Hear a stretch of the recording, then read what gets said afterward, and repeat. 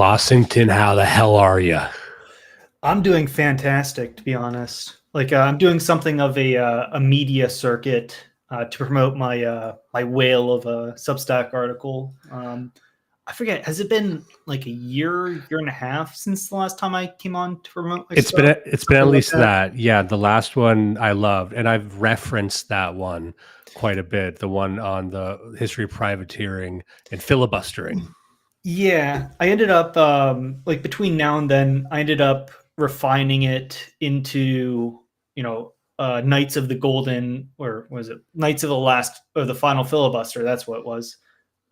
Promoting, well, going into the specifics of early 18th century to mid 18th century, like Latin American relations, and how it culminated in the Knights of the Golden Circle, who, they built quite a substantial army of, like I think the total was like 12,000 guys, knights ready to invade Mexico at like the drop of a hat. But then the Civil War happened, and all of those volunteers went straight into the Confederate, making the Confederate army. But I digress. I You know, tend to I just just I get really depressed when I read history these days because everything was so cool. And we become so fixated on the term you can just do things, but then you could if you told me there's a story of like 20,000 cowboys riding giraffes into Guatemala, I would believe you. Well, I mean, let me think. I mean, back in Banana Republic days, you could just build a railway out of the jungle, and all of a sudden you end up owning 20% of some Banana Republic, and now you're a kind of king, and you have to marry some castizo's daughter, and then you become a head of a dynasty. Oh Oh no. no, this sort of, like, the 18th century is just full of these sorts of things, and I kind of make it something of an MO of mine to shed light on these sort of niche topics.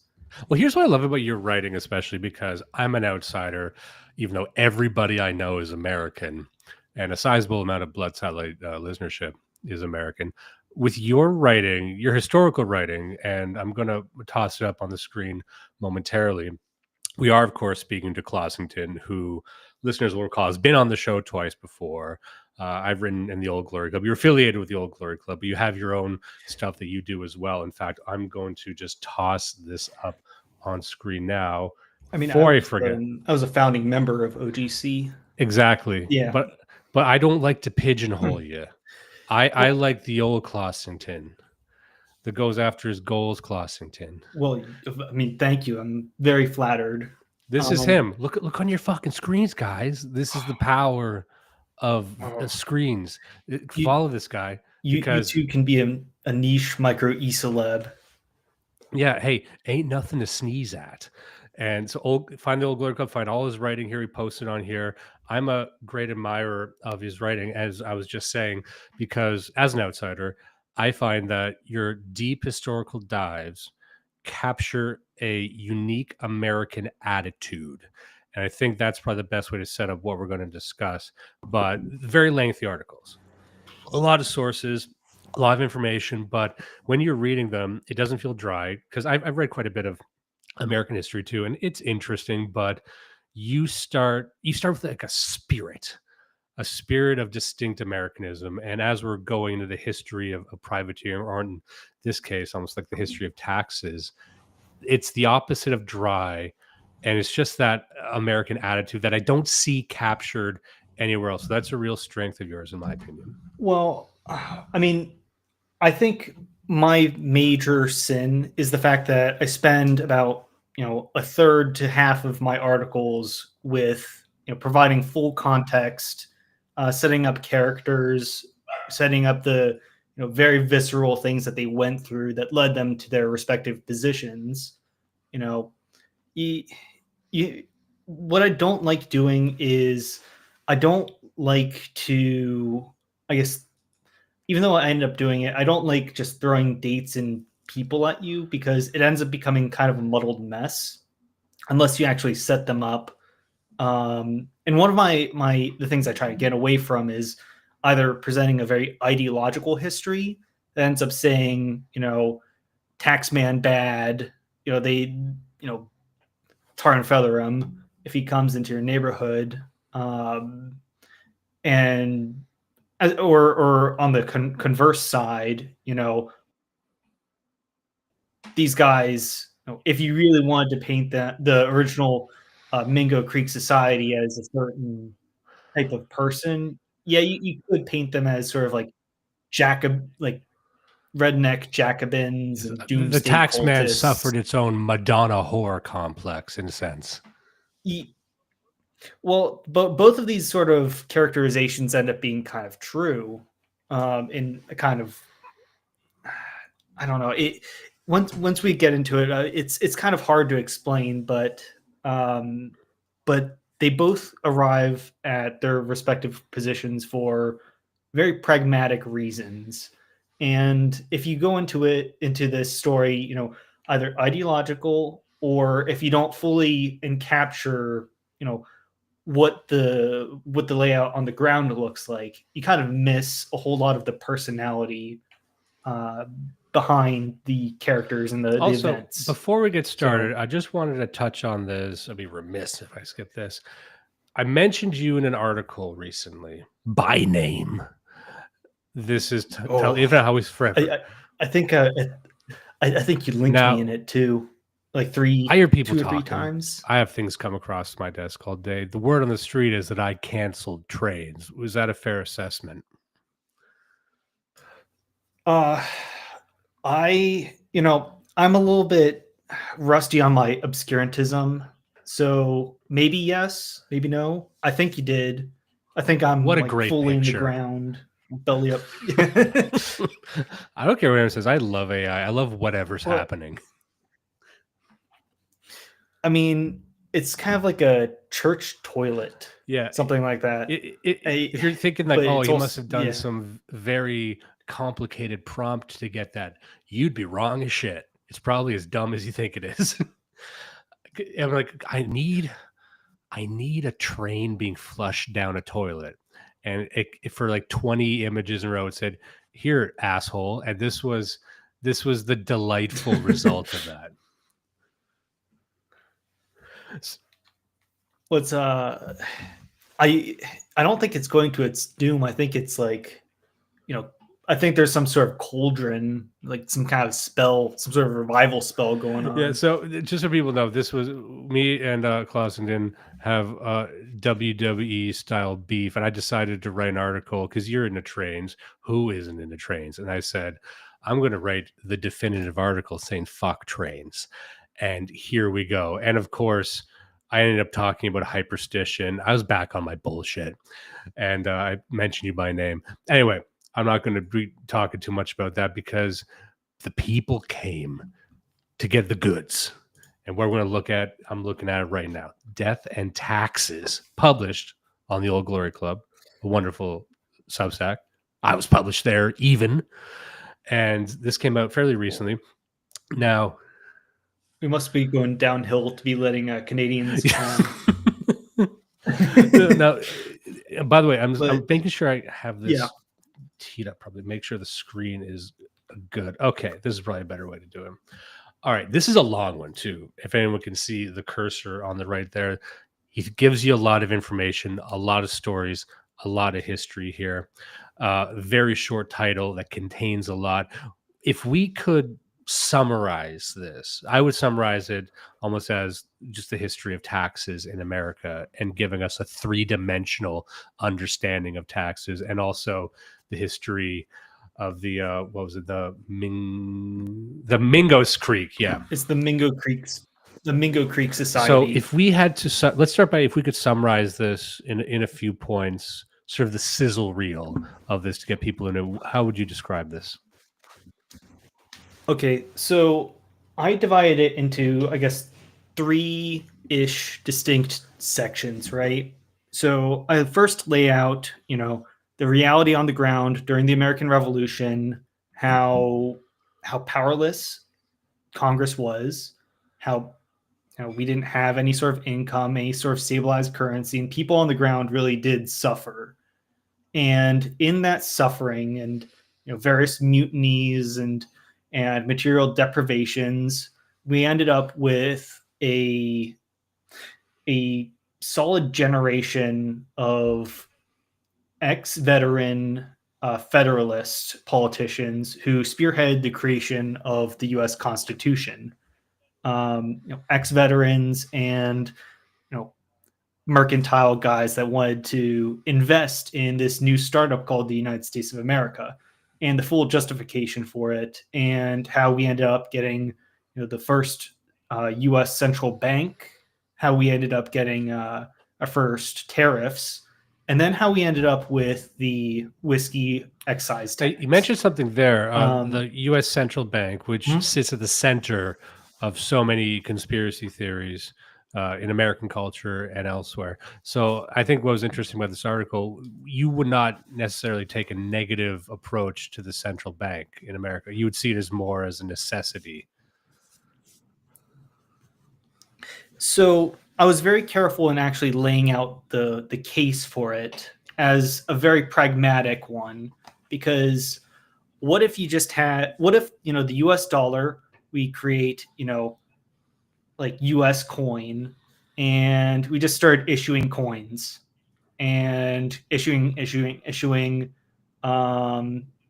and there's just no end to issuing it. It's not a very good currency. No one really accepts it. It's not really backed by anything, and so no one accepts it. And so what you end up with is George Washington starving and freezing to death in Valley Forge. 2,000 guys die, and then you end up with Pennsylvania, where Valley Forge is, of course, is in the Mid-Atlantic, the breadbasket of the colonies, and the linen capital of America. But no one has clothes, and everyone's starving because the Continental Congress can't actually pay anyone. No one accepts this worthless U.S. coin. And then after the American Revolution, or towards the later, promises to pay its soldier in New York City besieging the last British garrison. But Congress, no one accepts the U.S. coin, like shit coin, and the officers, they know that as soon as the war is over, they're not going to get paid their pensions because U.S. shit coin is worthless. The one Bank of North America is broke, and Congress owes this broke First National Bank, which ends up becoming like Wells Fargo, which is a very, very big bank in the U.S. But the officers threaten to mutiny. George Washington talks them down from mutinying, but still, the soldiers know that as soon as they're disbanded, their Congress ain't going to pay them, and we're not going to get any stable currency. But a few garrisons around Philadelphia do end up revolting because they ain't getting paid, and the Second Continental Congress can't tax anyone, and we don't have any gold reserves, so we can't actually back our currency. So we're in a bit of a bind. We have troops mutinying. We have a worthless currency. We don't have a central government. The Second Continental Congress, as it's made, each state is a fully independent state, and all that Congress can really do is just keep racking up credit card debt, and they can't do anything. They ask all the states to chip in some gold, but none of them actually do. They have their own independent problems, so it's kind of necessary to actually create a stable currency and a stable central bank at a certain point. And as we went over, as you and Sandbatch actually went over, I think it was maybe 6 months ago or so. I mean, that interview that we did was like 2 years ago, but it got 2 years ago.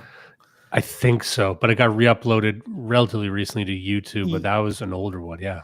Yeah. Well, the thing was, as soon as, Andrew Jackson killed the second central bank, it ushered in the golden age of counterfeit currency and, 3 decades of unstable credit, which, ended up being collateralized with slaves. And, that didn't turn out too well.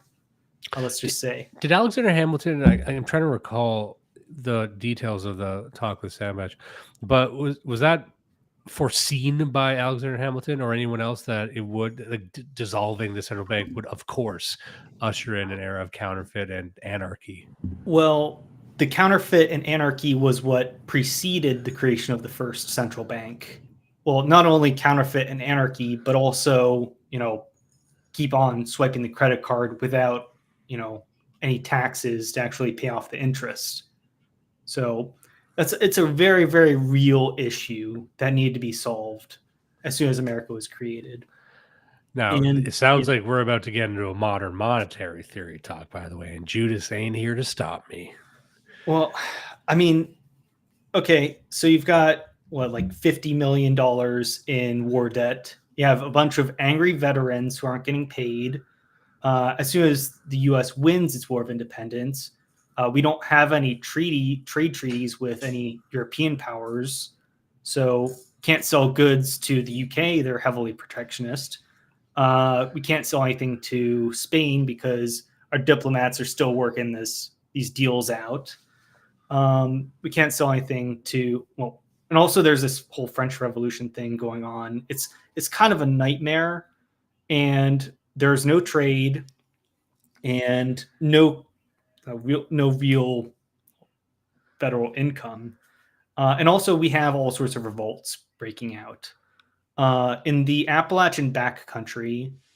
Um, Most people live around the eastern seaboard and a little bit in the sort of Piedmont, inland areas. But west of the Appalachians, you have about, depending on how you want to count them, between a dozen and 20 semi-independent redneck republics that don't exactly take marching orders from, anyone outside of their counties. So you have monetary anarchy, you have a bunch of angry veterans, and you have a bunch of, fiercely independent rednecks. And out of this comes the U.S. Constitution, which is the complete opposite of the Articles of Confederation. Instead of like all these independent states, there are tariffs between independent states. Like as soon as you go from New York to Pennsylvania, you have to pay a tariff, which is, kind of nightmarish. Taxes are raising to pay off the war debts. I mean, hey There's no guys, you heard international it here trade. first. Old Glory Club comes out against tariffs. Just messing. Okay, so people also forget that most of the federal government's budget was made up of tariffs for the first like 3. It's kind of what kept the lights on, so to speak. Um, and the first Washington administration's budget, the budget was about $5 million per year to service. You know, in out of this $5 million federal budget, about 70% went to paying off interest on the federal debt, which were, it cost a lot of money to pay and equip the U.S. military during the War of Independence. We racked up about, I think it was like $77 million in debt. So federal budget, $5 million, 70% goes to paying off interest. About 20% goes to the military budget because, hey, in order to pay off the federal budget, we had this great idea. Basically, we sell off these chunks of land out west to these speculator companies for some quick cash. But the problem is, Indian tribes live out there, and they don't appreciate their land being, sold off in a very sketchy kind of way. Um, and so there is the Northwest Indian War, and we had to send out an entire military out there to fight the Indian War. And the remaining 5% of the U.S. budget is paying off mostly, well, on top of the federal employee paychecks. We have to spend a lot of money on trade. I'm sorry, on pirate ransoms because That's a callback to our last interview, guys. yeah, I think the figure was something like $400,000 per year out of a total budget of like 5 million. So that's a good chunk of change to spend on ransoms. So we end up kind of spending a little bit of our military budget on building 6 frigates, but that's like ship autism is its own kind of thing. Um, so I ran out the gate. We have a U.S. Constitution that says no more interstate tariffs. We're just going to have a blanket 5% tariff on foreign goods across the U.S. And that'll bring in something like about $3 million. But we still have a big windfall, and we are still racking up more debt. We need to tax something else. And what Hamilton, the Treasury Secretary, proposes is property taxes. And of course, everybody hates this. So he falls back on something a little bit less controversial, tax on alcohol production. And there are a few reasons to discourage people from heavily drinking. I can't really. Yeah, wives. Well, okay. So here's the kind of mind blowing thing that I actually came across in this one book called The Alcoholic Republic by Rohrbong. So people drank about 3 to 4 shots of pure alcohol per day, or that equivalent amount of alcohol per day. People were wasted during this early Republican era. President John Adams, every morning he woke up and drank a tankard of hard cider. Tidewater Virginians like Washington and Jefferson, they drank copious amounts of rum punch every single night while entertaining guests. The average commoner, average worker, they don't have a good sanitation, so you need to put a little bit of whiskey in everything you drink.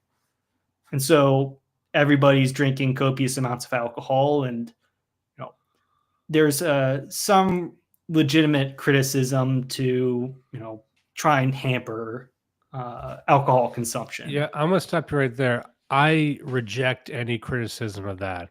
I think it is the duty of all Americans. I say this as a non-American, but I kind of am. We need to get back to that. That was back when things made sense. Decisions were made that deserved to be made. Everyone should be drunk. Like try that for 5 years, and Well, maybe all these problems go away. well, it's easy to say it's not gonna lie, everything would be a whole lot more fun while drunk. However, what are you actually drinking? And in the early, like in the colonial era, most people were drinking rum. Nice. Yeah, like basically what we do was we imported sugarcane from Jamaica, and then we distill it in New England and then distribute it across the U.S. But after independence, the British are very protectionist of their markets, and we're like slapped a huge tariff on us, so no more rum. And so we started distilling whiskey instead. It's here. I've got it pulled up. It says it's called whiskey, which does sound like a cocktail made from protein powder. Yeah, it's like whiskey. Like that's how it was pronounced. And after going through the Federalist case for having taxes and having steady income, I call it raising pencil, or what is it, raising West Sylvania, um, in reference to sort of like the Hellion nature of uh, like the Appalachian backcountry, kind of like raising Arizona. Um, the thing is, the Appalachian backcountry was completely lawless and completely drunk, and their entire income relied on whiskey production. So I go into the sort of origin story of the colony of Pennsylvania, which is, if you can imagine Pennsylvania being settled, it's something like three different rings, right? So Pennsylvania is initially settled in the 1680s and 90s by a few waves of Quakers in Philadelphia, right on the coast. Basically, somewhat affluent, and middle class, uh, like people from Quakers from Liverpool and London. What they did was they bought off of William Penn two properties. He sold these properties in bundles. Um, Basically, the deal was for the equivalent of 100 grand, he'd sell you a plot for a townhouse in downtown Philly and a 10 to 30 acre plot in the Philly suburbs for farming. And that was a pretty good deal. It was a pretty good deal, and it attracted all sorts of affluent, like affluent, artisanal, middle class Quakers. Uh, but pretty quickly, you ended up with some perverse rings around Philadelphia. What I uncovered in one of my books was the fact that you had Dutch slavers who would essentially they go to war-torn Germany, to these starving peasants who had their land ravaged by completely destroyed by these French marauding armies. And what they did was they said, "Hey, get onto my boat. We're going to evacuate you." And what they did was they shipped them to Philadelphia, starved them in harbor until they signed indentured servitude contracts, and then had them work on their Philly suburban farms for like 5 years. Classic ruse. Yeah, it was quite brutal, but eventually these Germans ended up coming voluntarily, creating Germantown, and then the Amish started coming. Then you ended up having these weird cultists in like the caves outside of Philly. Like if you ever want to visit like Kelper's cave, or I'm sorry, Kelpius's cave, this you had like this weird doomsday cult in like the caves just north of Philly. Um, Wait, hold up. You're telling me they got Hitler in Argentina in America? They well, got Germans in caves hiding out? he like Kelpius is actually kind of a wild guy. He was like this mad Rosicrucian like guy who believed the world was going to end in 1692. It didn't happen, and he spent the rest of his life just chilling out in caves. Um, I believe that there was also this one like wild like hermit Quaker who was like 5 foot tall and lived in caves and was an abolitionist who disrupted everyone's lives. But um, the Quaker society kind of devolved in the first 2 decades. Like they wanted to, William Penn, he wanted to create a very tolerant Quaker colony where everyone could practice their religion without any sort of molestation from the national government. Quakers, they believe in the holiness of the inner light and pacifism and plain speak and plain dress and honest dealings. They didn't believe in having walled cities, and this was fine because the Delaware Indians, they're much more peaceful than their neighbors. So, it was a pretty good start. However, the Quakers got pretty rich pretty quick. They started selling slaves, and slowly the colony got big enough to the point where a third ring of wild Scots Irish, fighting Irish types started pressing into the borders and finding some really angry Indians to get into frontier battles with. So this third ring is where real issues started happening.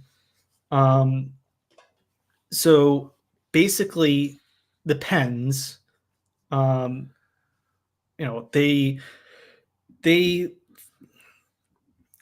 wanted to both. So the Penns, they owned the entire state of Pennsylvania as their personal property. They made money off of selling land to settlers, as well as their own independent little businesses. Um, and so naturally, they wanted to encourage immigration to Pennsylvania. And wouldn't you know it, we had hundreds of thousands of Irish, like Scots Irish, from Ulster, Ireland, and from North FC, who linen prices were kind of unstable and rents were kind of rising. So might as well pick up shop and move to the Pennsylvania frontier where land is almost free. It's free if you're just squatting and you just create a settlement out of nothing. Uh, but um, but it, they some of them ended up actually paying for their land. The Penns encouraged this immigration because it made them some money, and also the Scots Irish are notorious for their fighting spirit, fighting attitude. Um, but there was some conflict between the sort of old moralistic, pacifistic Quakers who created the Quaker Party, which was later called the County Party, to kind of rein in the more rowdy Scots Irish fighters who kept on getting into Indian battles with the natives, uh, as opposed to the proprietary party run by the Penn family and wealthy speculators and the Scots Irish who just wanted to keep on pressing west and getting more land and selling more land. So speculators, right? The Penn family sold each acre for couple cents to these big companies who would buy tens of thousands of acres of land and sell tiny chunks to settlers for a slight profit.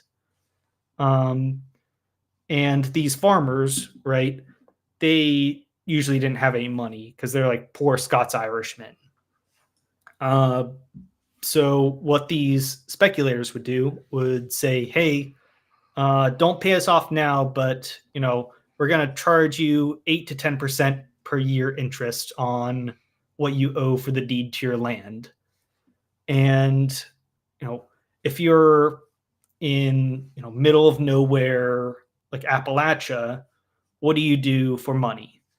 What they did was they sold, or they cultivated corn, rye, and barley, and they distilled it into whiskey. So whiskey, it in Pittsburgh, it could be sold for around 25 to 35 cents. But if you got it all the way to Philadelphia, it could be sold for $1 per gallon. And if you floated it down the river to New Orleans, you could sell it for a little bit more than $1. However, the problem is that, from the backcountry, Pittsburgh to Philadelphia, it's about 300 miles and you have to go over a mountain range, as opposed to just floating it down the Ohio River and selling it in New Orleans. But we didn't have a trade treaty with Spain, so we really couldn't do it. And Sorry, I you know, have one question here yeah, from in the chat here from Melon. I know we could Google this, but what was the point of the Mason Dixon line? I want a non-gay answer. So I'm coming to you for the least gay answer possible. uh, okay, so this is it is a means of keeping balance in Congress, in congressional representation between northern and southern states using an arbitrary line.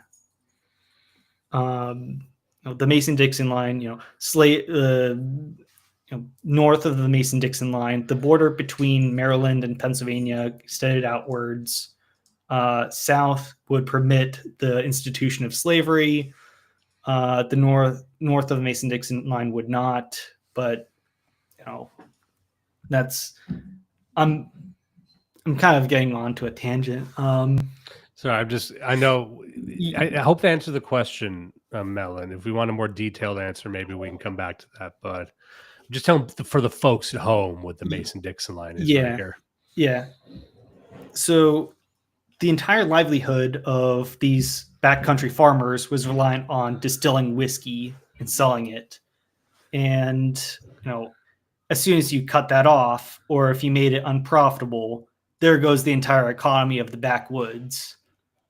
Um, and I also described in my article this sort of frontier, like sort of the nature of the regulators and regulation and law enforcement in the back country, right?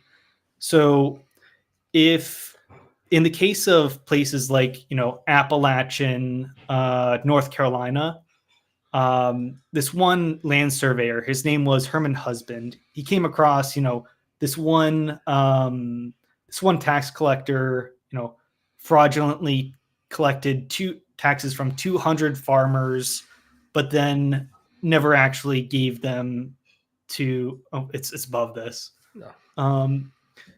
No. Falsely collecting taxes and then never actually paying them to the colonial government. There were instances of these all throughout the backcountry. Corrupt tax collectors, corrupt land agents who would say, "Hey, I'll take $10 off of you for the land deed to your land." And then they'll never actually file it with the colonial government, and they'll just pocket the money. A spoiler alert, kind of dies in the Whiskey Rebellion. So what in order to regulate corrupt behavior in the backcountry, what the sort of Scots-Irish borderers did was they created regulator posses. So these are sort of like angry mobs of local citizens who get together to, regulate the corruption in their communities. And about 2,000 North Carolinians, rose up to as a show of force against the corrupt North Carolina governor's increase in taxes and neglection of corruption. This regulator movement revolt was quelled, and Herman Husband would evacuate to Western Pennsylvania. But there are these sort of regulator posses, developing all across the Appalachian backcountry, and one of the regular revolts was Shays' Rebellion. In order to pay off the Revolutionary War debt that the state of Massachusetts accrued, what they did was the state of Massachusetts created a speculatory bond market where they sold the public debt to public creditors, who made a little bit of money off the interest in the public debt. And in order to pay off the interest in this debt, what the state of Massachusetts did was they increased, property taxes and increased poll taxes and excise taxes, which fell regressively on the broke, poor veterans of Western Massachusetts. So what the people of Massachusetts did was they revolted and started burning down. They seized an armory. Uh, they tried to fight off this corruption by burning the tax records in courts, and that's just what you did. You nullified the debts that you're owed unjustly. Um, In a lot of ways, I've heard this described. It was America's George Floyd moment. I mean, well, like I guess, but like I said earlier, like we had about a dozen of these sort of squatter republics. A lot of the rebels from Herman Husband's regulator movement in North Carolina, they didn't want to swear an oath of loyalty to the corrupt North Carolina governor. So what they did was they packed up and moved west of the Appalachian Mountains and formed the Watauga Association and declared independence from Britain. And later, during the American Revolution, they'd supply men for they called themselves the Overmountain Men to fight off General Cornwallis's British army. And it's a big famous thing, and one of the OGC chapters named after the Overmountain Men. But they were this sort of independent republic that would become the state of Tennessee. And you also had stuff like the Transylvanian colony, where some big speculators bought this large property in modern day Kentucky off the Cherokee, and they sent Daniel Boone to set up this Transylvania colony. However, Native Americans, they didn't exactly have like borders, and there were a whole lot of different bands. And if you pay one band for the hunting, if you pay one band of Indians for the land, what happens if another band of Indians hunts in the same area? So what you had was they signed these property rights they sign off these property rights to Kentucky, but the Shawnee from the Cherokee, but the Shawnee and Delaware tribes, they hunt there too. And so there was all of these like little land battles from the semi-autonomous speculator republic. And also you had states like do you know where Vermont is? I do, yes, but from TV. So the state of Vermont was originally a colony of squatters. The Green Mountain Boys, who even though the land was owned by this giant speculator company, they ain't paying no taxes for common land, or they ain't paying for no deed to no common land. And so they just created their own little independent republic of Vermont. And you had all of this was the case for just about the entire Appalachian backcountry. And, during the American Revolution, starting in like 1778, things got very, very bloody on the frontier, right? The British started losing the war. They got kicked out of Philadelphia. And so they refocused to invade the South. And they also called in all of their like Indian allies to attack,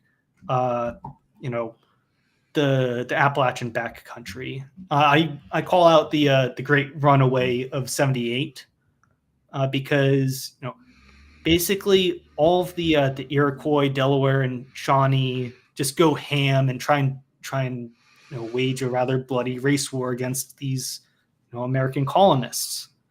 And the Continental Army, it was focused on fighting other armies.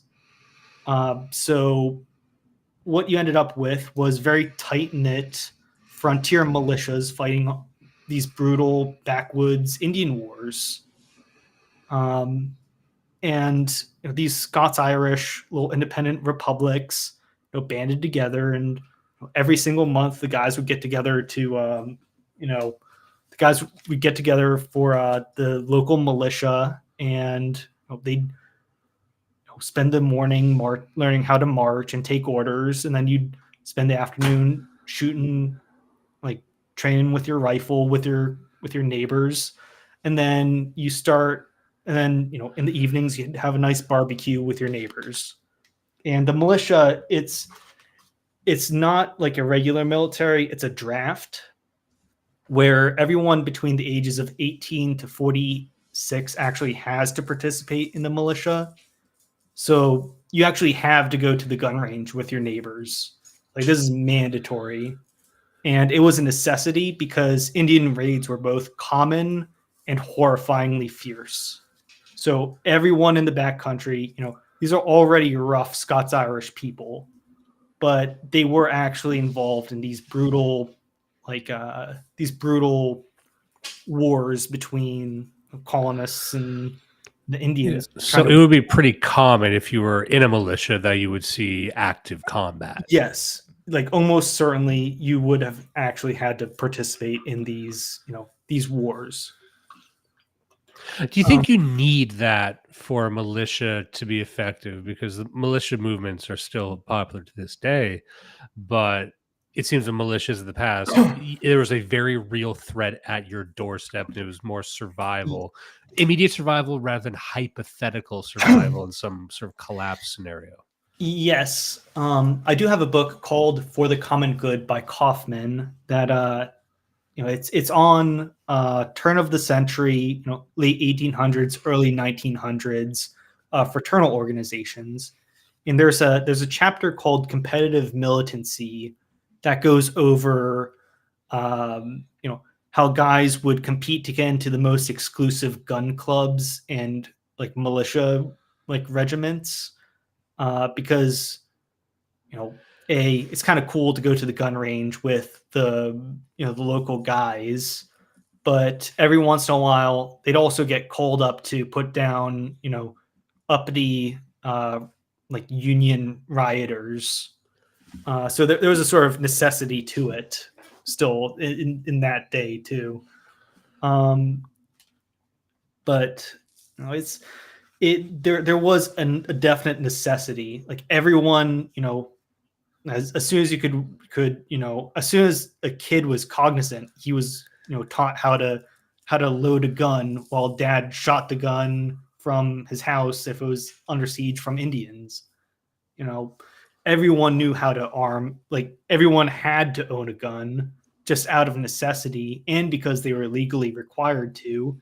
Everyone knew their neighbor from these militia rallies. Everyone was actively involved in fighting the Indians. There was no help from the federal government. The federal government was you lived in these sort of semi-independent rural republics, and now the feds, the one stable means of income that you had was from selling whiskey, where you don't have much hard currency, and what hard currency did come your way came from selling whiskey.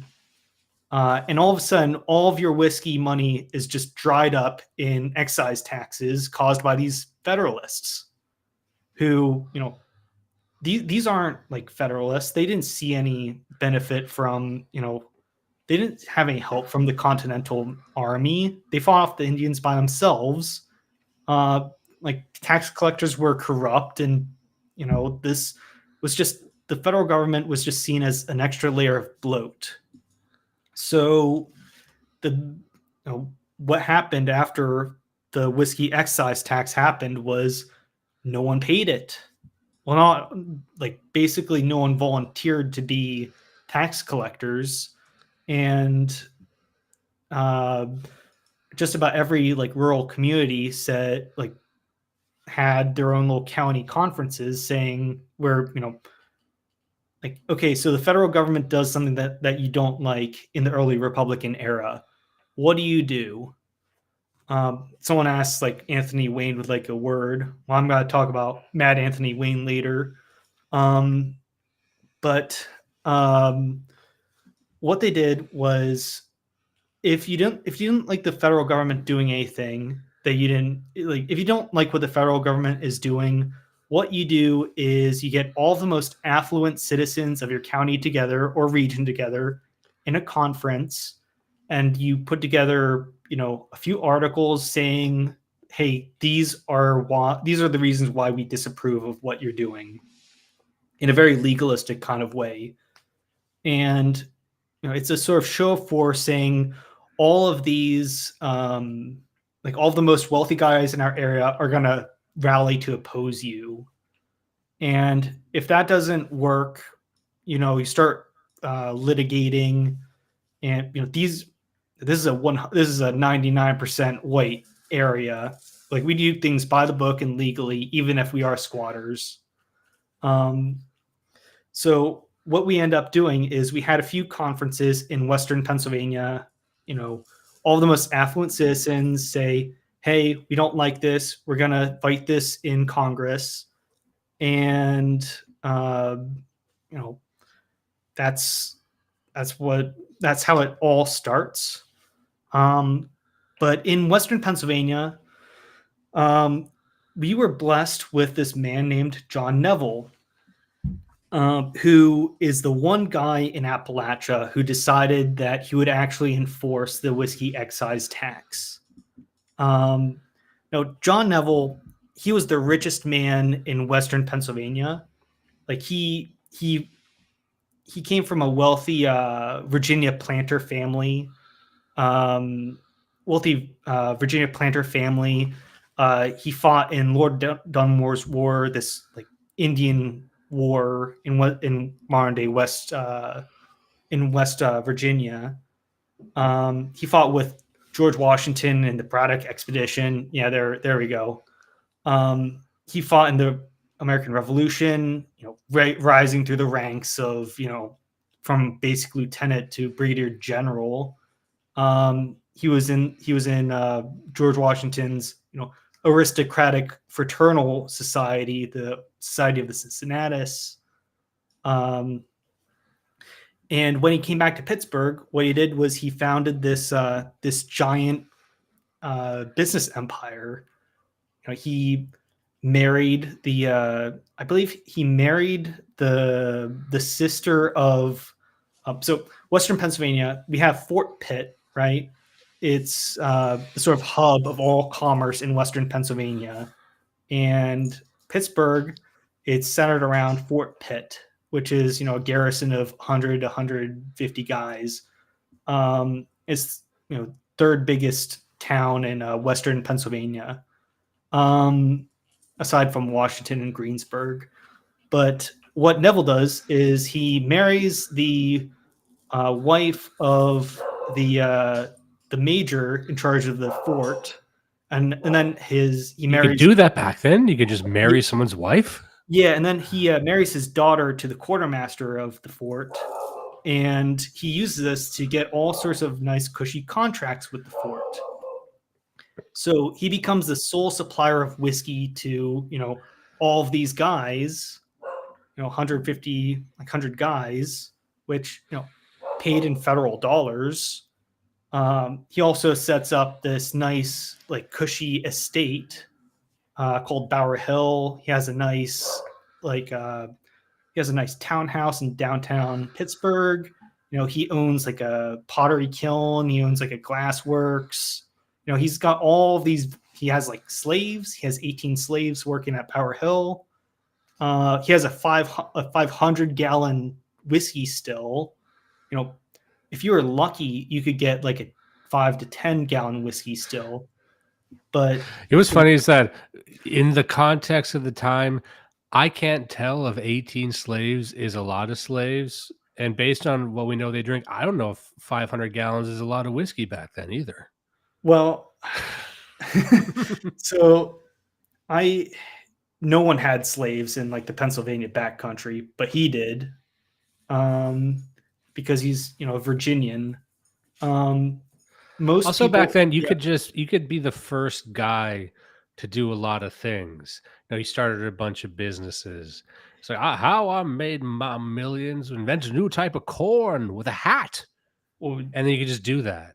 yeah, you could just do these things. Like I said, like I think I said earlier in the article, in rural Pennsylvania communities, maybe 1 in 5 to 1 in 10 guys had a whiskey still, and that whiskey still would be like 5 to 10 gallons. And you really only produce like 200 gallons of whiskey per year as a small farmer. But you know, he's making industrial grade like levels of whiskey, um, and Still personal supply. he, It's like when they catch you with a dime bag. yeah. So this guy Neville, he's the richest guy. He's richest guy in Western Pennsylvania. He has all of the federal contracts. He has all of the money, all of the industry. And guess what he also does? He decides to become Western Pennsylvania's revenue inspector for the whiskey tax. So he's also collecting your taxes. Um, you know, he doesn't actually do it himself. He's way too busy. He sort of deputizes people to do it, but it's just another feather in his cap to collect these taxes. Um, so what happens right away is he starts hiring revenue inspectors or deputizing them. Um, People hate paying their taxes, but the thing about being a revenue inspector back then is that you're paid on commission. You get paid 1% of the revenue that you collect. And so you're kind of incentivized to overestimate the amount of whiskey that the stills can actually produce. And it's not very cool, and no one really appreciates it. So as soon as he hires the first revenue inspector, what happens? In Mingo Creek, the first revenue inspector, Robert Johnson, he gets tarred and feathered. And being tarred and feathered is not very fun. Um, it's boiling hot pitch. You get third-degree burns. Like in removing the pitch, you actually do strip off some of your skin, so you're permanently disfigured. All of your hair gets ripped out. It's very very nasty. It makes you wonder, would just the tar have worked? Were the feathers necessary? Yes, I mean, just look at it. Look at It's him. one. Look, It's he's very loving straight. it. Look at this guy, top Well, left. I'm sure that's melted chocolate or something. It's not real pitch. That's why he's so excited. Yeah. So poor Robert Johnson, the first revenue inspector, he doesn't like it though, and he's permanently scarred. Um, and so there's Neville throughout this conflict. He keeps on hiring people, and they keep on getting tarred and feathered. All the while, well, Robert Johnson recognizes who does it to him too, which is really nasty. He recognizes the guy who tarred and feathered him as Colonel John Hamilton, no relation to Alexander Hamilton, who is the elected colonel of the Washington County militia and also the sheriff of the town that he was collecting taxes from. So what John Hamilton and his brother Daniel do is they run the county militia. What they do is they say, we ain't paying no whiskey tax.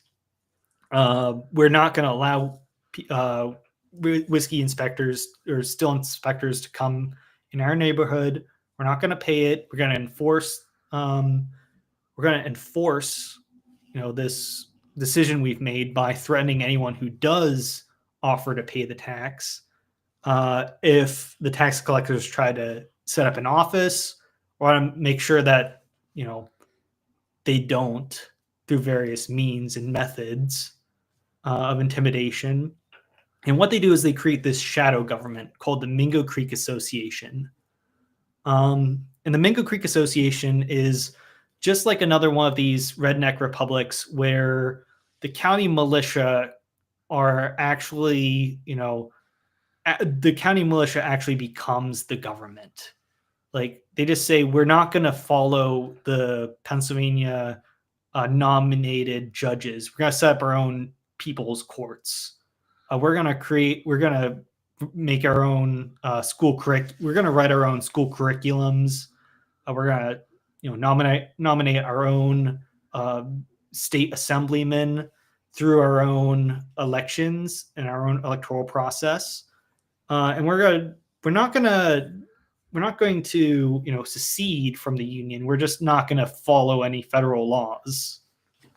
And so what we have throughout the next few years is various instances that I lay out very minutely, very diligently, instances of Neville, like various people going into Mingo Creek and bad stuff happens to them. Or Neville tries to set up an office, but guess what happens? The guy who rents out the office for the purpose of tax collection, the Mingo Creek Society, destroys the place. Or if someone tries to pay their tax, what happens? Tom the Tinkerer pays you a visit. The Mingo Creek Association takes out newspaper ads saying, if you pay the whiskey tax or if you tattle on us, expect a visit from Tom the Tinkerer. The joke What a being, nefarious name, too. yeah. So Tom the Tinkerer was a tinkerer. A tinkerer is kind of like a mechanic or an engineer, but instead of fixing your still, he just shoots holes into it and then burns your field down or burns your barn down, just for good measure. I thought it'd be something like, "Oh, you don't want to call Tom the Tinkerer. He might show up one night. Well, he might start tinkering with you." Yeah, that's kind of what happens. Eventually John Hamilton and the MC, like he becomes a sort of shadow governor of the MCA, and he has sheriff of Pigeon Creek, Tom Holcroft take over as head of the goon squad, and they have this sort of small reign of terror while the sort of upper echelons of Western Pennsylvania society create what are called the democratic societies. So 1792 rolls around, and we have this reign of terror thing in France, right? Heads start rolling. King gets beheaded. George Washington says, "We don't want anything to do with this." And we don't want anything to do with this, but quite a few of these anti-federalist types, they kind of like the idea of having these like plutocratic elites having their heads chopped off. And so they create their own little democratic society, high society events to toast the French Revolution. Maybe we could do something like that at home. All these erudite people, drinking whiskey, of course, but toasting to the French Revolution. And this is pretty it's kind of incendiary. It really irks George Washington and Alexander Hamilton. And in the Western Pennsylvania democratic societies, we have the emergence of David Bradford. Now I've visited David Bradford's house. It's still up. He had a pretty nice townhouse. Not gonna lie, it actually has windows. Like, no one had windows back in the day.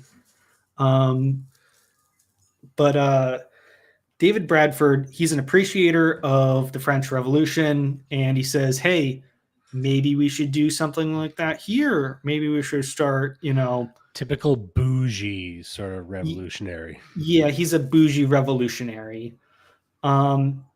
And he starts hobnobbing with the wealthy people of Western Pennsylvania and saying, "Hey, maybe we could do this French Revolution thing here in Appalachia." Meanwhile, in the away from the towns, you have Herman Husband from the North Carolina Regulator Movement come out of retirement to Herman Husband. He's a man of the faith. He's a man of the people, and he creates a pseudonym for himself, Tuscape Death. And what he says is, America is the new Jerusalem. And we're going to create a new and better world that is more godly than the crowned heads of Europe, these decadent monarchs. But he becomes very disenchanted with the passage of the U.S. Constitution. That's too much government for him. We're too centralized. We're becoming just like those Europeans. But also, for some reason, the Allegheny Mountains just outside of Pittsburgh kind of look like the mountains described in the book of Revelation. Come to think of it, this decadent town of Pittsburgh, it's such a big city, about 1,000 people total living in it, decadent. It calls it Sodom. We need, we're going to kick off Armageddon and the New Jerusalem movement by burning down Pittsburgh. That's what needs to go to bring Jesus back. And so he starts getting this sort of fandom of, the destitute and homeless hanging out in his like little mountain compound. While, the affluent, David Bradford's like, hey, let's stop chopping off heads. And you have John Hamilton, terrorizing tax collectors whenever they show up on his doorstep. I think someone brought up Anthony Wayne. In order to fight the Northwest Indian War, a couple thousand U.S. militia soldiers passed through Pittsburgh. They kind of realized like Fort Pitt's kind of old and too big for like 100 guys to actually man. So we build Fort Fayette, just northeast of the old Fort Pitt. He also doesn't really have a high opinion of Pittsburgh, calling it Gomorrah. Is like, okay, we need to get away from all this whiskey and all these women. Let's set up shop, a safe 20, just outside of the blast radius where my men can soberly, train. Americans have a rich history of reading the Bible and saying, that's literally next door. That's here. Yeah. Yeah. So we have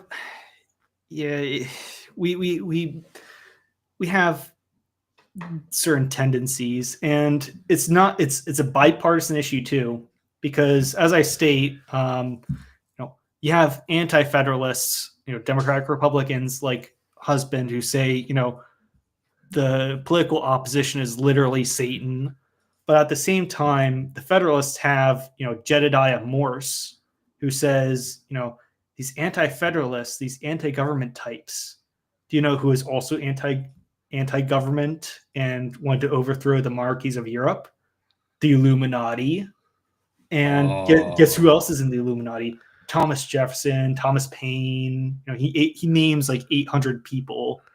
And George Washington has to, send a nice letter to the president of Yale saying, no, my political opposition is not the Illuminati.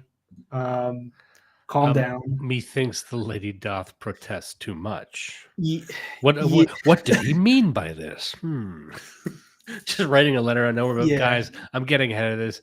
I'm not part of the fucking squid with its tentacles wrapped around the world. Yeah. So we have our incendiary evangelicals. It's a bipartisan concern. The opposition being literally Satan. The same David Bradford actually may or may not have cameoed with Spanish spy James Wilkinson in his escape, but I'll get that a little bit later. So what we have is increasing tensions between John Neville, who can't do his job, his poor inspectors and collaborators who keep on getting either tarred and feathered or their property destroyed. Um, and then you have these three factions: the Mingo Creek Society, the Democratic Society, and the Jerusalem movement, which are all organizing and doing their anti-federal thing.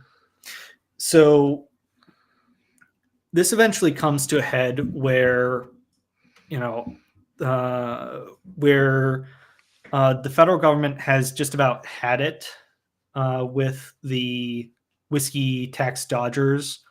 Um, Hamilton threw him a bone. He lowered the tax from 9 cents a gallon to 8 cents a gallon, but he also increased the fine for not paying the tax from $20 to $250.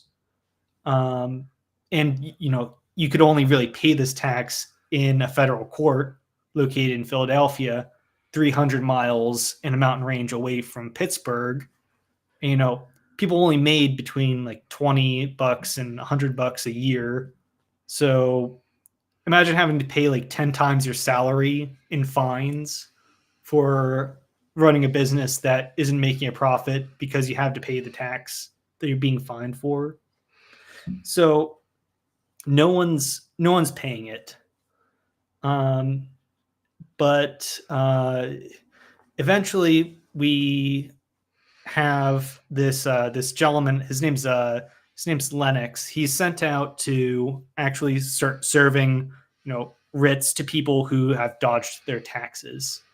And what happens is John Neville and Lennox start going house to house, serving people their writs, saying, "Hey, you got to pay this fine for not paying your taxes." But what happens is the Mingo Creek Association is conveniently meeting in session that day, and what they do is they say, "Hey, we gotta," they're informed that someone is trying to arrest tax dodgers. That's not what's happening, but that's what the impression is. So what they do is they rally the militia, 50 guys, start trying to chase down John Neville, and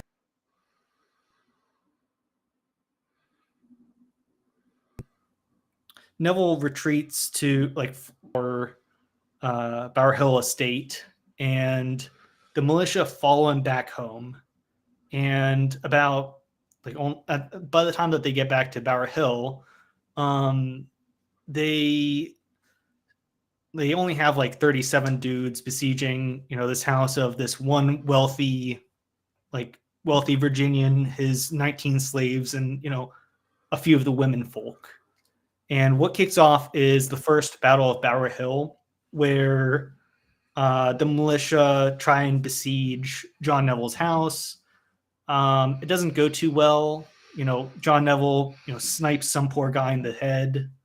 And the militia fall back to figure out, what the hell do we do?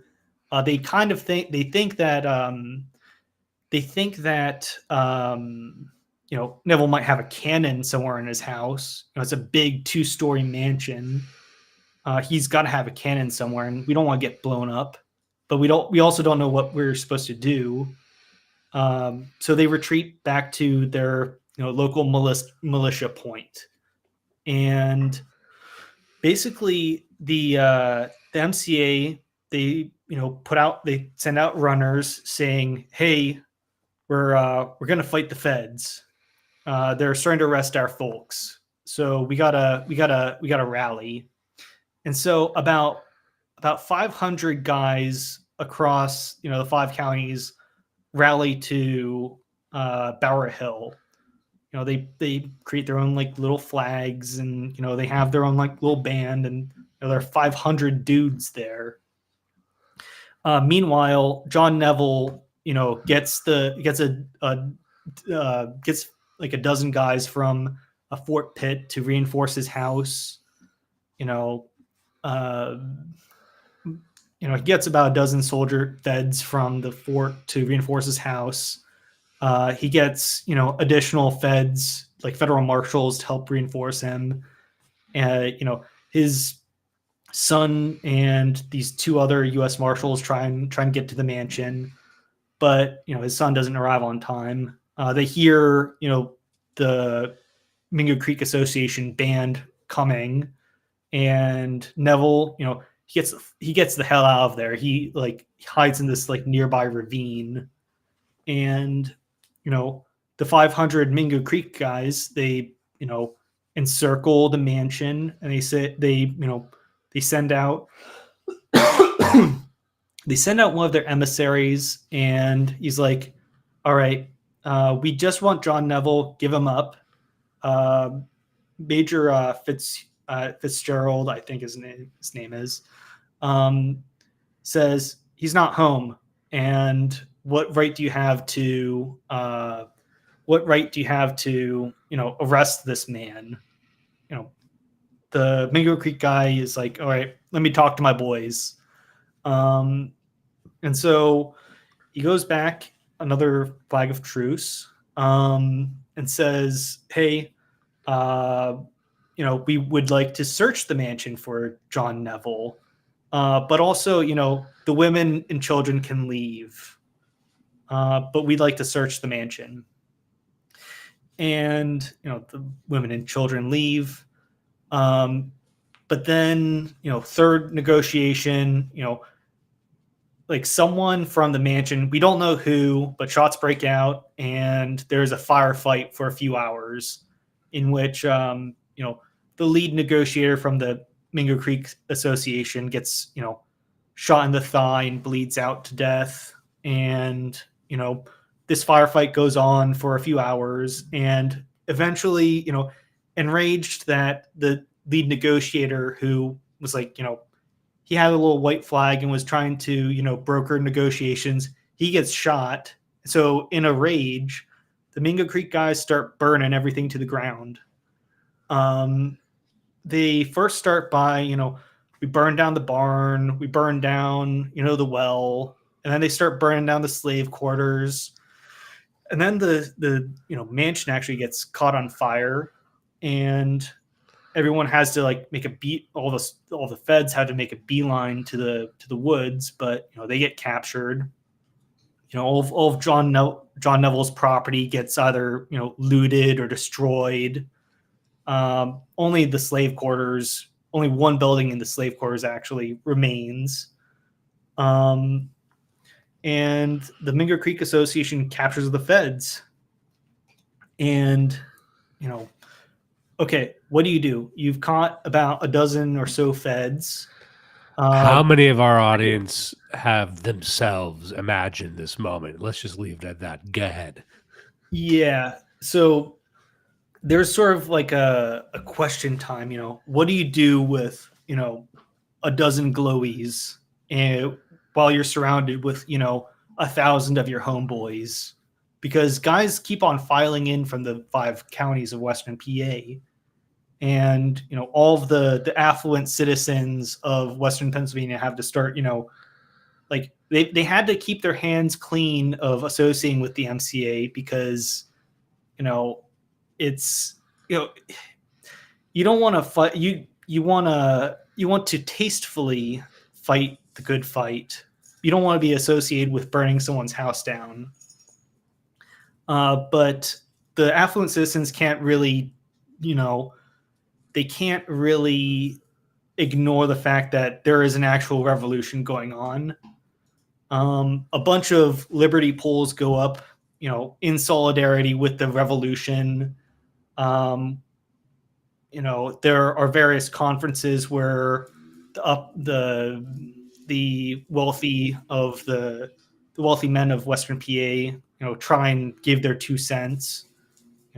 The Democratic societies, show up to Mingo Creek to give their 2 cents. Herman Husband comes down from the from the mountains to, give his little sermons. Um, the militia searches all throughout the backcountry for Neville, but they can't find him because he and his family evacuated to Virginia, ASAP. Um, and in the chaos, David Bradford takes over as the head of this revolt against the federal government. He calls himself, the Napoleon of the West. He starts raiding the post offices to see, what are the feds saying about us? Has word gotten out? We need to put a stop to all the info going out to the feds. And then he puts out a call saying, everyone from upstate New York to West Virginia, come down on this specific day. We're taking over Pittsburgh. And kind of on his own authority, with the sort of tacit support of the more radical guys of the Mingo Creek Association and Democratic Society and New Jerusalem guys. What they do is they end up getting somewhere between like 5,000 and 7,000 guys coming to Pittsburgh. And Bradford's plan is we ask the fort to surrender nicely and join in the revolution against the federal government, or else. He starts making like little lists of collaborators with the federal government, and he starts making lists of people that he thinks should have their property seized.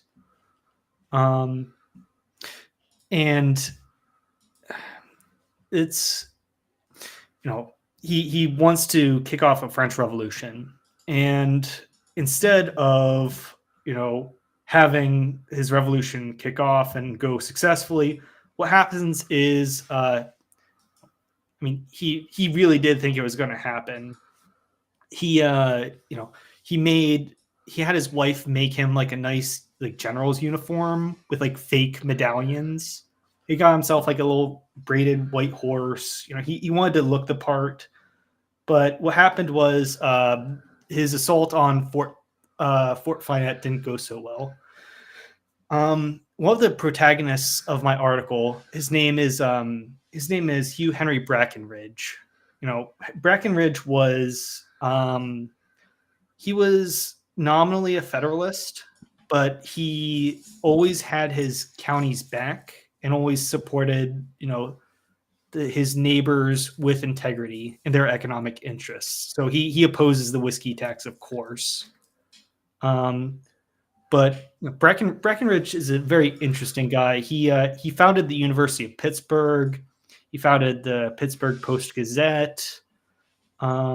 He wrote, satirical novels, kind of like what's his name? Mark, kind of like Mark Twain, kind of. Very interesting guy. Very affluent lawyer. He tried to create the independent state of West Sylvania. It didn't go so well, but what Bradford does is he tries to he tells the people of the town, hey, all of the guys, they're going to be out marching tomorrow, to Fort Fayette. What you need to do is you need to not give them any opportunity to raid your stuff. What you should do is you should put alcohol on your front door and give me some booze so I can, put it all, put barrels of whiskey in their muster point. And what we're going to do is we're going to get them drunk, and I'm going to hire this ferry service to transport them across the Monongahela River back home. And they're not going to take passengers back. And I'm going to lead them away from Fort Fayette instead of turning right to, go to the fort. What I'm going to do is I'm going to lead the parade. I'm going to lead them left back to the muster point. This very much is a Bugs Bunny style plan, too. Well, it worked because he did lead them back to their muster point. They walked like 16 miles in late in like August heat. It's hot. They don't have a food. All they really have to drink is barrels of alcohol, and most of them end up going home. This was such a great era in military strategy. Everything's so serious now, but back then you could easily imagine a very successful scheme being hatched where under cover of night they get all the soldiers drunk and then fill their boots with maple syrup, and then the war just doesn't happen. Well, I mean, it did work. Exactly. Like you could just do this you, stuff. you could just do this stuff. What if we turned all their hats inside out and glued them so they can't wear their hats right? Then what are they going to do? Go to a battle looking like fools? So Bradford, he kind of copes a little bit. A couple thousand guys. He left like a couple thousand guys left the field. They went home, but he still has a considerable force. And the more affluent citizens, they weren't going to stick around when the fight against the federal fort went down. So the affluent citizens started coming back to check in on Bradford, see what the plan is. So what they come up with is, let's talk this over. Let's figure out exactly what we're fighting for. Like, are we actually gonna start, are we actually gonna start chopping off heads, or like, are we just, was this just a show of force to the feds to make them know that we're serious?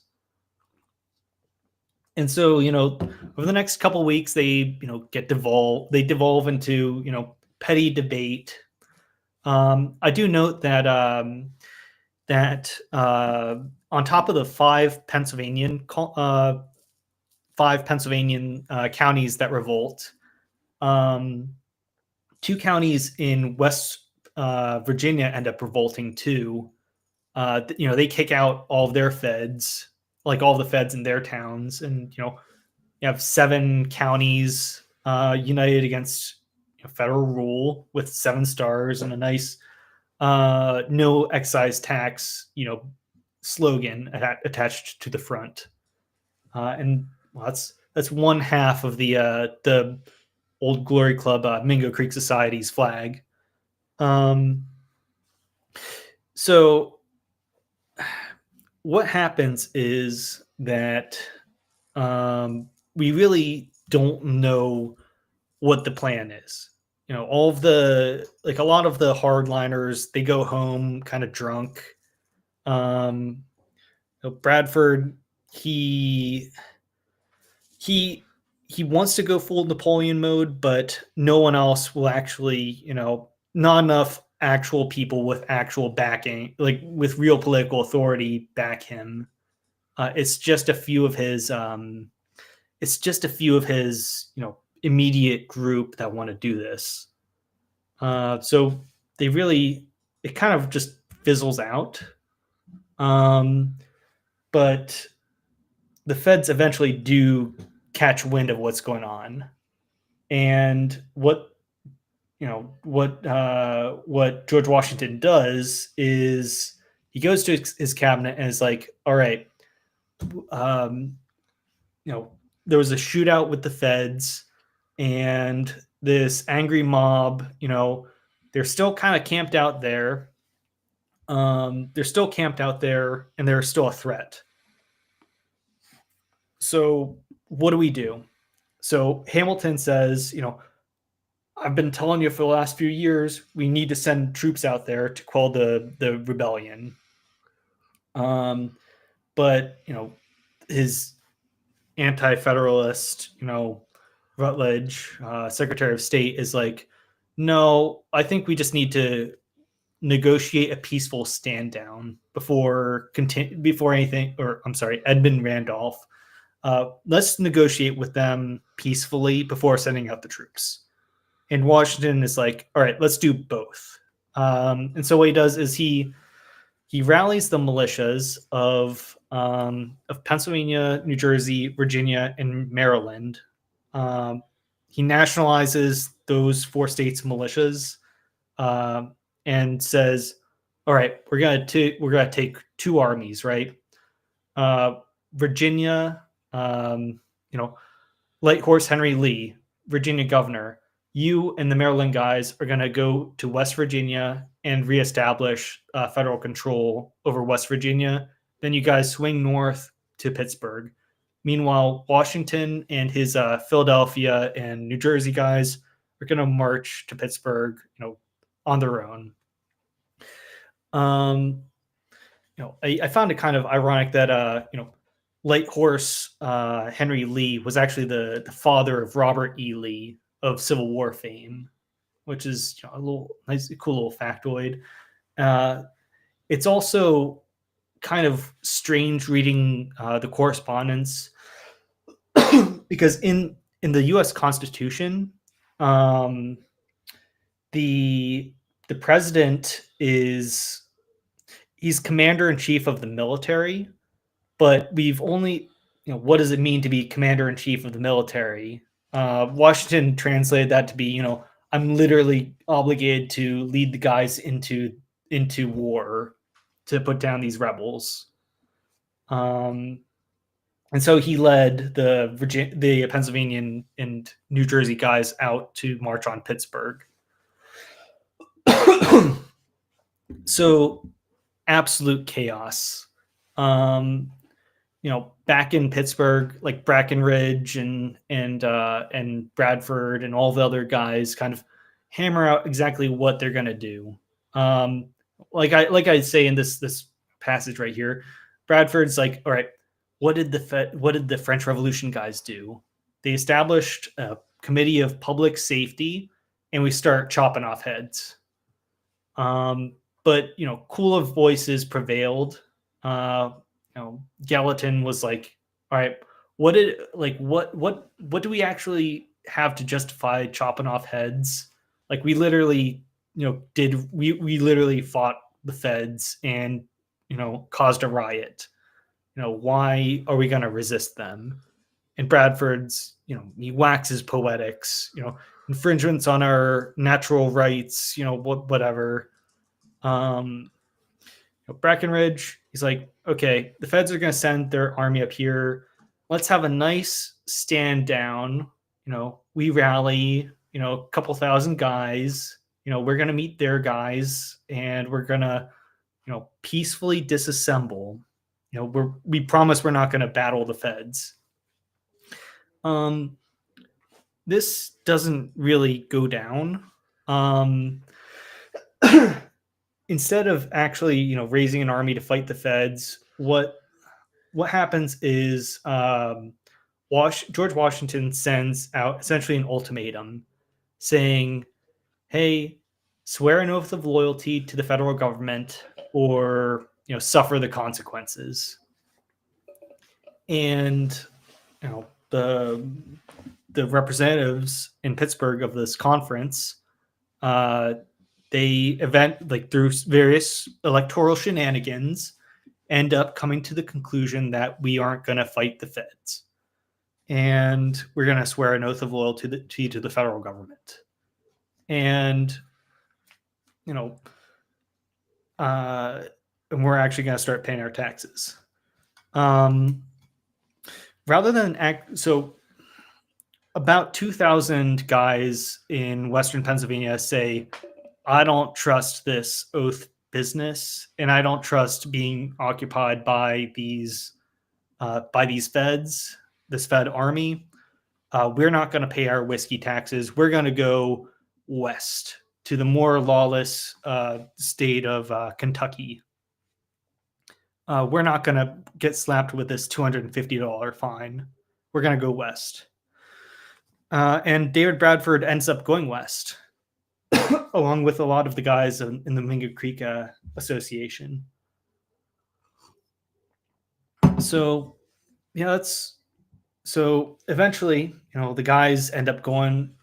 The two federal armies eventually do end up making their way to Pittsburgh.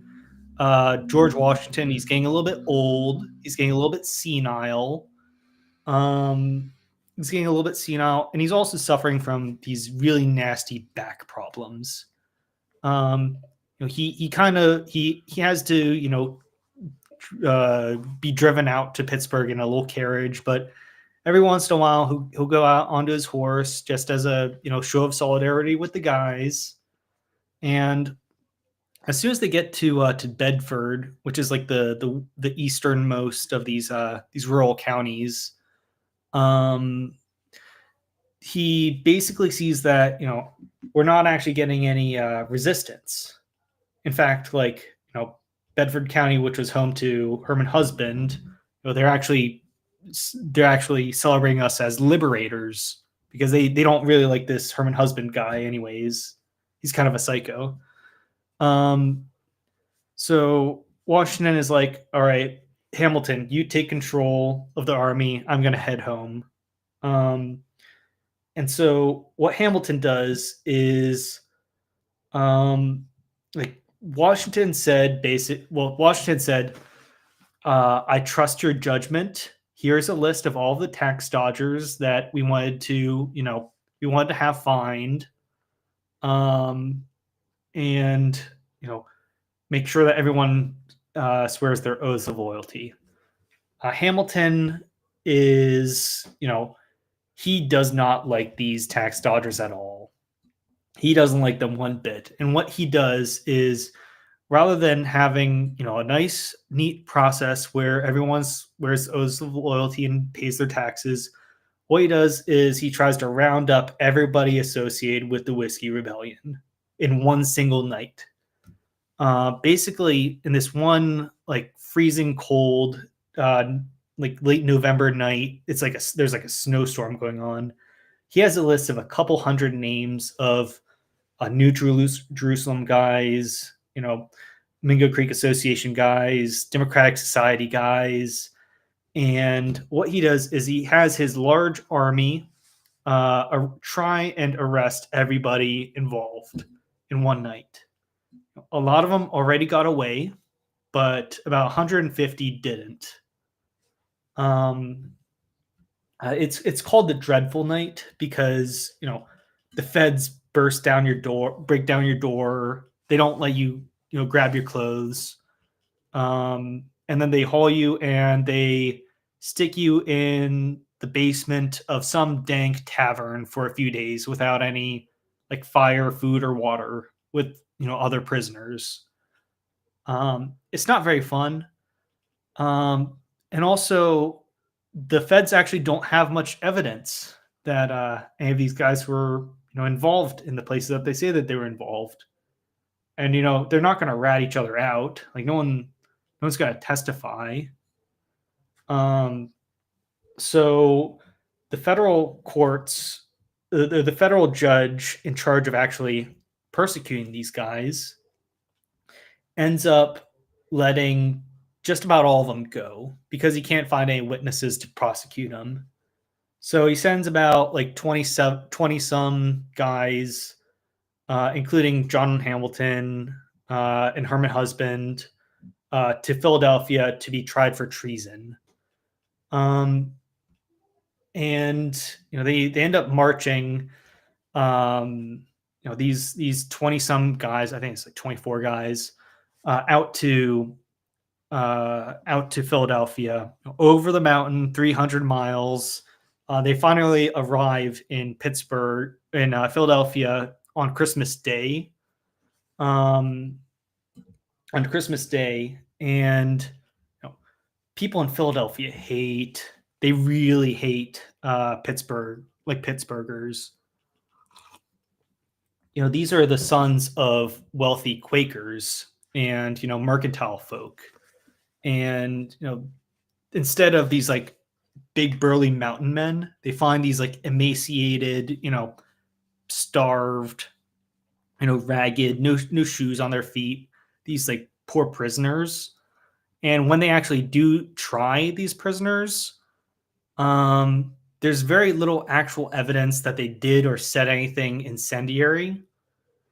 And so all but two guys are let go. Among the two guys that aren't, one, his name was Philip Weigel. He punched a tax collector who was snooping around his farm in the face, and they a witness was able to like place him at the second battle of Bower Hill. And the other, his name was John Mitchell. He was he was in David Bradford's gang, and was identified to have raided the post office, and opened up federal mail. But it was kind of obvious that that Mitchell had some kind of disability. He had the sort of speech impediment. He kind of talked kind of slow and weird. So people thought, this guy's, this guy's retarded. Back then, they'd say he was touched. Yeah. And this is actually the third retard that I actually name in this article. Like this is America used to be a real country. Yeah. So yeah, the first the first retard that we came across, he like rather than arresting some of the Mingo Creek Association guys for assaulting tax collector Robert Johnson, what John Neville did was he found this this retarded old man and said, "Hey, you serve this guy his papers." And the poor retarded old man got tarred and feathered and tied to a tree. And the second retard was a little bit of he was a different type. He was an autist.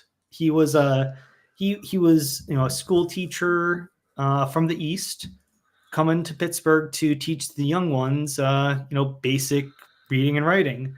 But he was a foreign coastal he wasn't from here, and he was somewhat autistically saying, how does this whiskey process work? Can I see your stills? Can I see the machinery in operation? And he was just a hipster. Yeah, well, yeah, he was, and he ended up getting tarred and feathered for it. And they tortured him with like a hot iron. Tarred and feathered is a good one. But see, I always thought it would be very difficult to bring myself to physically torture someone, and I was convinced you would have to really hate that person. But just from my reading of history, they could do that to whoever. Well, you didn't just have a retarded stranger. Yeah, it's there are many instances in this article of there's a stranger in our midst. Let's beat him up. But the back to sort of the narrative though, the two men who are tried for treason, Philip Weigel, he punched a guy in the face for snooping around his property, searching for stills. I'm not sure if that qualifies as treason or being hanged over. And John Mitchell, do you really want the federal government? The feds spent God knows how much money sending 12,000 guys all the way to Pittsburgh just to try this retard for treason, for being involved in a posse that raided the mail. Like this is absurd, and it was an absolute fiasco. And Washington eventually, stays of execution, and pardoned them. So that's pretty much how it ended. The feds occupied the West Pennsylvania for about half a year, just to make sure that everyone paid their taxes and was properly tried and took their oaths of loyalty. But the blowback against the federal response to this was massive. And the disaster that was the John Adams administration ended up causing 24 years of solid anti-federalist Democratic Republican control of the federal government. and almost all of like the major alumni of the Whiskey Rebellion ended up doing great things. Probably the most you know, like David Bradford got the hell out of Dodge. He ended up creating this nice plantation in Louisiana where he'd die peacefully. Herman Husband, he was kept in solitary confinement, and he was an old man, and he died a few months after being acquitted of treason. Um, John Neville, even though Bower Hill was burned down, he still had all sorts of other businesses, and he bought like literally a giant island. Like Neville Island is very big and very famous around on Pittsburgh. And also, I forgot to mention, yeah, we kind of won the Northwest Indian War with Mad Anthony Wayne, and opened up the West for further settlement. And we reached a trade agreement with Spain, so we could sell stuff in New Orleans at a huge markup with very little cost actually shipping stuff. So the whiskey market was more profitable than ever, profitable than ever by shipping stuff through keelboats over the Mississippi River to New Orleans. So everything kind of worked out. Albert Gallatin, who was the secretary for a few of these conferences, ended up being Thomas Jefferson's Treasury Secretary. He also ended up being secretary under Madison and Monroe. Gallatin was kind of like the anti-Hamilton, who went all in on slashing taxes, slashed the whiskey excise tax, and saying, we ain't paying any of these French foreign loans because we already you guys abolished that government. We don't owe you anything anymore.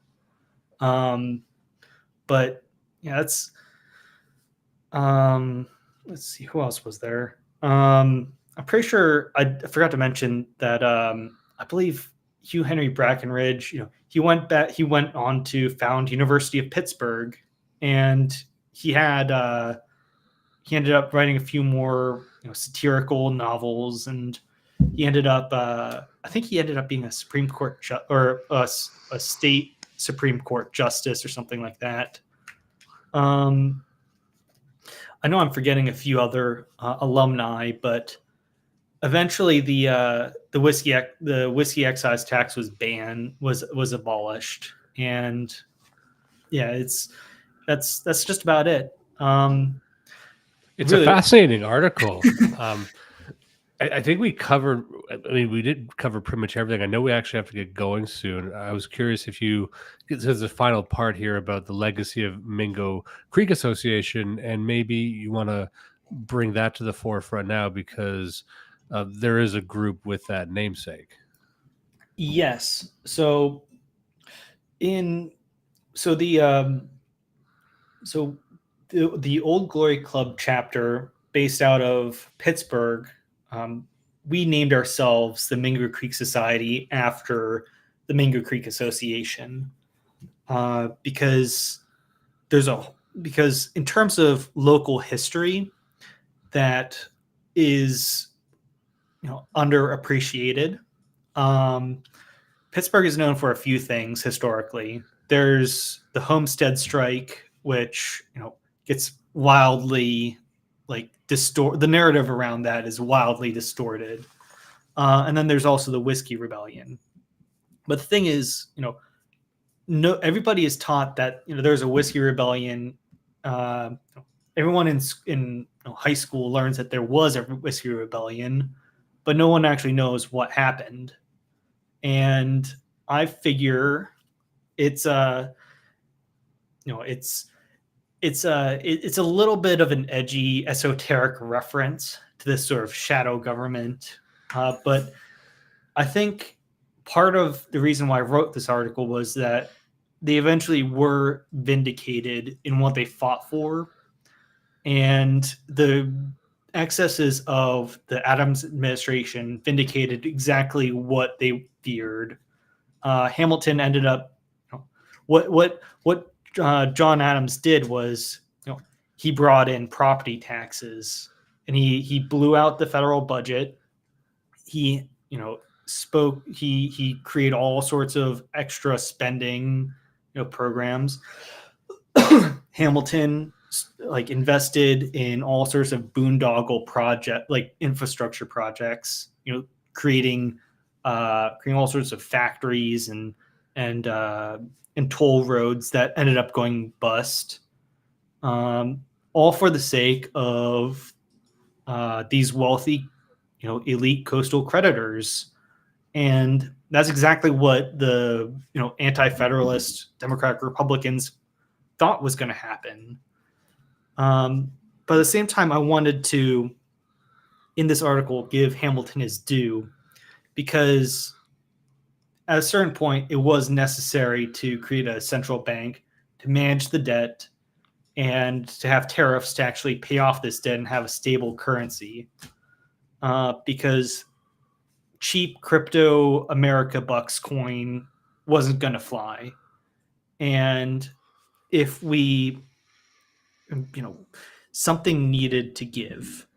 But at the same time, Hamilton's excise tax was very vindictive in the way that it made the backcountry unprofitable and untenable. So I wanted to give all sides their due. I wanted to honor these local guys, and I think this was somewhat good good promotion, because literally no one knew what the Mingo Creek Society was before I wrote it. I literally wrote the book on exactly what they were and what they fought for. So I'm very proud of how it ended up. No, it's a fascinating read. And like I had said, you weave a very compelling narrative about this entire thing. And I loved reading it, and we actually got through the entire thing, which I'm very impressed by. So I know we have to get going right around now, and it doesn't seem like we have any questions. We've addressed everything that came up thus far. But if there's any closing thoughts you have, I can do you want me? I can direct people to your YouTube as well. Hold on, let's pull that up. I mean, I'm not sure what the future of my YouTube channel is going to be, but please link to the. We're proud of ourselves. Please link to the to Substack, rather, or my or even better, my Twitter or Telegram. I'm not sure what the future of my YouTube channel is going to be, but let me just get this pulled up here. Get the Substack, because I have the Old Glory Club one here, and let me make sure you find your Substack. Colossus Corner. Here we go. I don't actually have any anything on that. I just needed to create an account. Okay, so check out the. I'll just pull this up one more time. Just the Old Glory Club Substack, please. Yes, absolutely. Here we are. People, check this out right now. Go over to the Old Glory Club. We scroll all the way to the top. It is a trek to get to the top of this. Hold on. Lots of good images in here too. Death and Taxes, shameless promotion for Old Glory Club's Mingo Creek Society. If you're in the region, check them out. I just want to say thank you so much, Clossington. Another banger, another heater flying across the plate. I had a great time, and I believe everyone else did as well. So thank you for taking the time, especially for taking us on the journey through this piece. No, it was a pleasure, and it was a pleasure talking to you, Dimes.